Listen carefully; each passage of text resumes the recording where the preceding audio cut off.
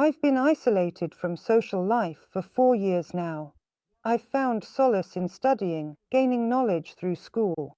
For myself, I realize that this is my dark path and I feel like something is missing. I'm trying to come up with a way to fulfill myself, to find my place among people in the system of power where I both exist and don't exist at the same time. It's a heavy burden. How can I know when it's time to step out into the world? Maybe my path is meant to be only a dark one. After all, the current rulers forbid me from going out for some reason, but then I feel incomplete, as if I'm standing on one leg.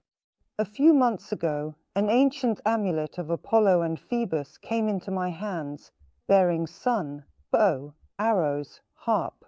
I want to create new rules on different principles, but is the time right? Master Xenia, thank you for school, for all the work you do. Your advice has saved me from serious mistakes. In a way, you are like air I needed. Thank you, and thanks to the school. Thank you, Rhoda, for your kind words. Your path is not a dark one. All the signs lead to a light path, especially when it comes to power. Power is always public, and that is always a light path. So, how does the light path differ from the dark one? Well, the thing is, a mage of the light path is always with the people. He spreads himself like sunlight to everyone. Not to someone specific, but to absolutely everyone.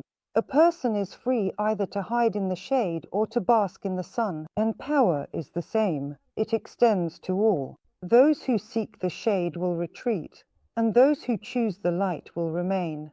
Your path unfolds within, as you pass through a stage of becoming and need to acquire new qualities. For now, these qualities must first develop within before emerging outward. You know, it's like Sumerian tablets. Before any writing appears on them, you have to dig up the earth, a lump of clay that lies inside, in the darkness, in the ground. Then you need to give it shape, inscribe the writing, and place it in the light, so that the light makes these inscriptions solid as stone, indestructible, so that they are preserved even after 2,000 years, so that they can later be unearthed, discovered, and the message of distant ancestors can be read. This is sometimes exactly how it is with the magical formation of consciousness. It is necessary to immerse oneself in the earth, so that something truly right can mature there.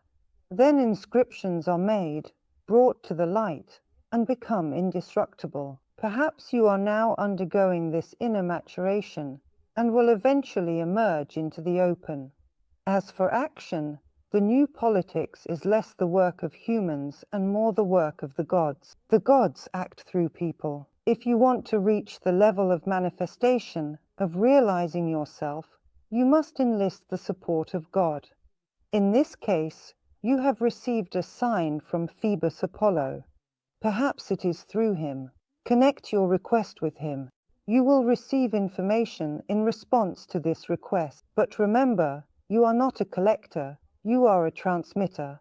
You need to transform this information through yourself into a certain morality, ethics, norms, rules, perhaps even a system of ethics, a system of norms and rules. A system is, in fact, already politics, but it is intended for someone, for a certain environment, for a particular social stratum, a circle of people, large or small, it doesn't matter. There must be a practical purpose to this initiative, so you must reach an agreement with the environment. Here, you refer to the egregore of the state and must connect with it. How? Through state symbols. The state has a coat of arms, a flag, and an anthem. A triune system. Connect with them and present your idea. The system will find a place where this will be appropriate and beneficial for it. You will start with a certain scope. This space will be provided to you. You will begin with a certain scope, and how far you can extend your Camelot across the manifested ecumene from center to periphery will depend on you and your connection with your God. You will fill the space with your ideas. And if you have gods behind you, your strength and will shall be enough. Of that I have no doubt, judging by what you write. And as for information, the time for information has truly come. It will not just take root in reality, but it will also gradually and steadily spread in the right way, at the right pace, and to the right people, those who will be able to fully perceive and understand this information, thoughtfully implement it in their lives, and then pass it on to others. This is the right way to act. Without aligning your innovation with reality, you risk conflict, and you already know what it means to clash with the system. Don't repeat your mistakes. Your previous experience should have taught you that there is a place for everything in this world, including systems that we consider to be wrong. But today they create reality for a great many living people. And this must be taken into account, no matter how sad or distressing it might be to think otherwise. I too often feel like erasing a lot of things, but unfortunately, I cannot.